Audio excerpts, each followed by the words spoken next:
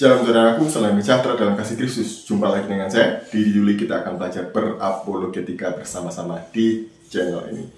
Kumaila adalah seorang agen kristenisasi.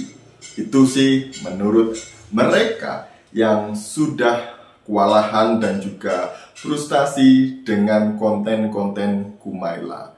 Jadi menurut mereka, Kumaila ini adalah orang yang disusupkan ke dalam Islam untuk menghancurkan Islam dari dalam.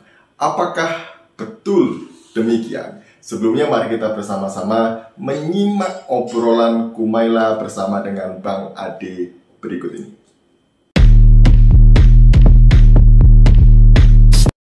Ya. Jadi Anda akan membantah kalau Anda dibilang sedang ingin menghancurkan Islam.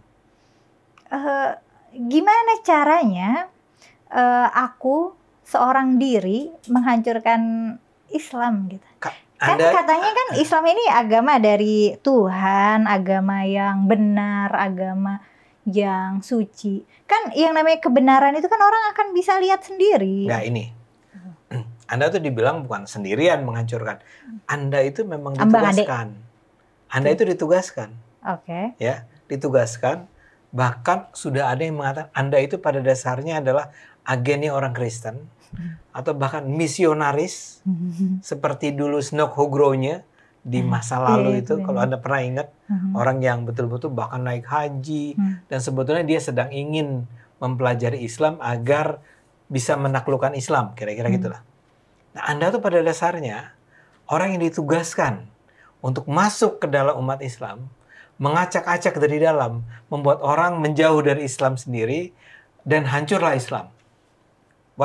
Apa akan respons Anda? Respons pertamaku, wah konspiratif sekali. Iya, tentu saja.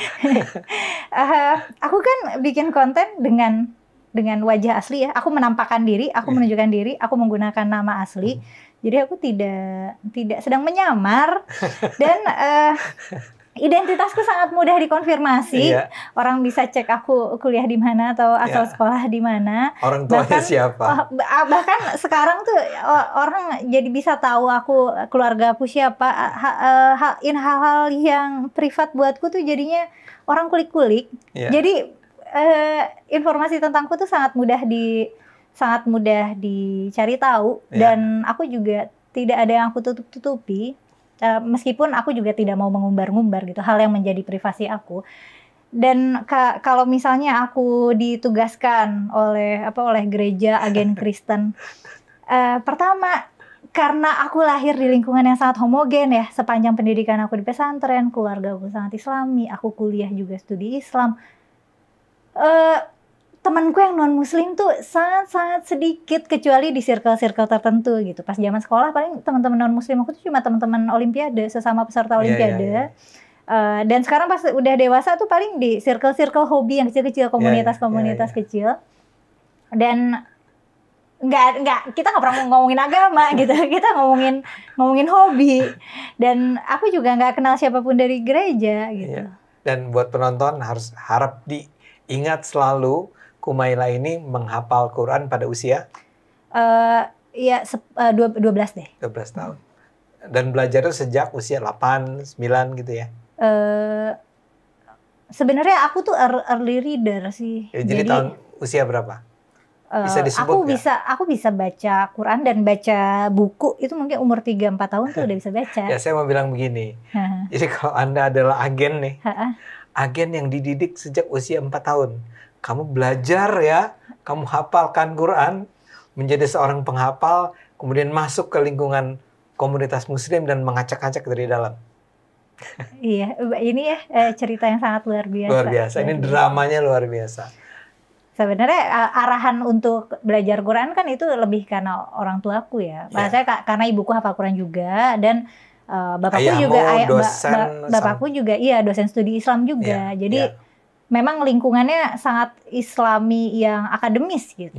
Memang di nuansanya tuh sangat mendukung aku buat belajar. Dan kalau misalnya aku agen Kristen gitu, melakukan kristenisasi, aku tidak pernah menyampaikan doktrin Kristen karena wawasanku sangat minim tentang itu. Kalaupun aku punya... pertanyaannya itu. Kalau betul-betul Anda adalah seorang yang jadi pengkritisi agama, Anda tuh hanya mengkritik Islam, tapi tidak mengkritik Kristen, tidak mengkritik agama lain.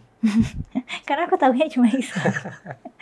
Aku bergaulnya juga ya itu pendidikan aku Islam, keluargaku Islam, dan pergaulanku di komunitas Muslim gitu. Aku tidak punya banyak pengalaman dan pengetahuan tentang agama lain. Kalaupun aku punya wawasan tentang agama lain, itu biasanya perpanjangan dari belajar Islam gitu, atau wawasan tongkrongan gitu. Yang mana itu kan pengetahuan yang tidak bisa aku pertanggungjawabkan. Nah, sedangkan kan aku berusaha menjaga standar forbidden questions nih, informasi yang aku sampaikan tuh memang hal yang bisa aku pertanggungjawabkan gitu, baik dari sisi rasionalitas atau dari sisi referensi gitu. Terkadang saya ini speechless dengan orang-orang yang demikian, yang tidak bisa menjawab by data, dengan data secara ilmiah, apa yang sudah dilakukan oleh Kumaila ini, sehingga mereka hanya bisa menuduh saja. Ini strategi ampuh bagi orang-orang yang percaya terhadap tuduhan itu, tapi tidak bagi orang-orang yang cerdas. Kalau memang benar Kumaila adalah seperti yang dituduhkan oleh mereka tadi itu, kan Kumaila sendiri sudah mengatakan bahwa latar belakangnya itu bisa dicek dari keluarga yang jelas. Ibunya juga seorang hafiz, bapaknya itu adalah dosen studi ilmu Islam. Jadi dari keluarganya saja, Kumaila ini berasal dari bibit yang unggul dari keluarga akademisi. Kemudian dia juga sekolah di sekolah Islam. Jadi mondok sejak kecil, kemudian kuliah di UIN. Jadi ilmunya juga seputar Islam. Jadi banyak ya yang dia ketahui, yang dia pelajari dari sejarah Islam itu sendiri. Dan dia tadi juga mengatakan bahwa dia membaca itu sejak usia 3-4 tahun, membaca Quran maksud saya. Dan menjadi hafiz di usia 12 tahun. Ini tidak kaleng-kaleng gitu ya. Jadi dia benar-benar belajar dengan betul, karena tidak hanya di sekolah, tapi di keluarga pasti juga mendapat pelajaran yang benar mengenai agamanya. Nah, kalau yang disampaikan oleh si Kumaila ini salah, harusnya ya, para ulama besar, kiai, ustadz yang kondang, yang punya wawasan yang luas, pasti akan merespon apa yang disampaikan oleh Kumaila ini ya. Nyatanya mereka baik-baik saja. Mereka tidak merespon Kumaila secara berlebihan. Mungkin yang direspon hanya bacaannya atau hafiz Qur'annya saja.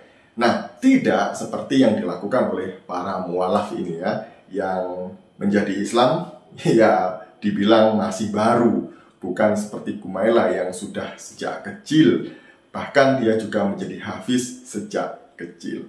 Yang kedua, kenapa mereka harus takut dengan orang yang kritis sekaligus skeptis dan berwawasan luas seperti Kumaila ini? Kan itu seharusnya bagus ya. Jadi tidak menelan mentah-mentah begitu saja atau asal percaya begitu saja, tapi pertanyaannya bukan hal yang buruk ya. Bertanya sekaligus mencari jawaban. Oleh karena itu dia meneliti dan banyak literatur. Jadi ini tidak salah. Di Kristen pun juga boleh hal yang demikian, asal dalam koridor yang benar. Mengkritisi kekristenan juga boleh.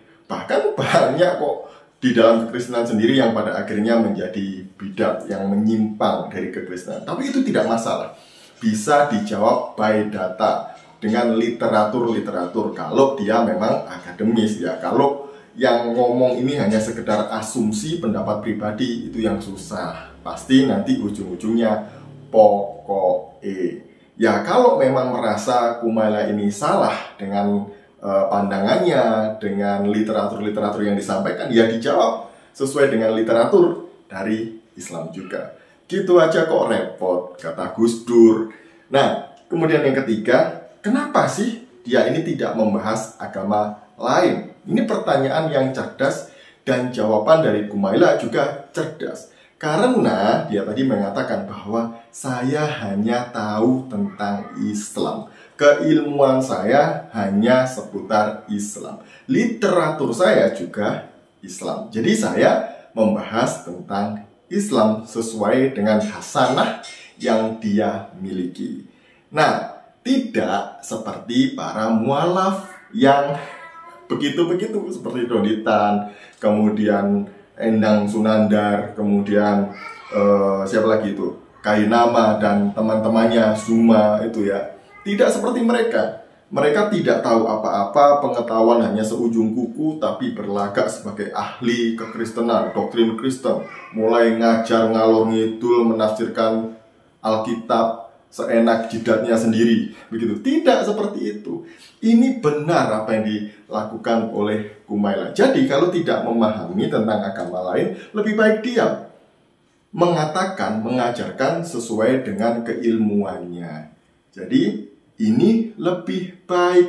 Jadi Kumaila ini berada di rel yang benar, tidak mencampuri urusan agama lain seperti para mualaf itu. Saya salut dengan anak-anak muda yang demikian. Banyak belajar, banyak literatur, banyak melakukan penelitian. Asalkan tidak menyimpang dari kaidah yang benar. Kalau itu masih dalam rel yang benar, silakan. Dan itu wajar. Seperti Prof. Munim Siri juga ya. Saya suka mendengar pengajaran-pengajaran dari beliau. Banyak belajar juga. Dan saya punya bukunya beberapa. Sekian dari saya. Shalom, salam waras, Tuhan Yesus memberkati.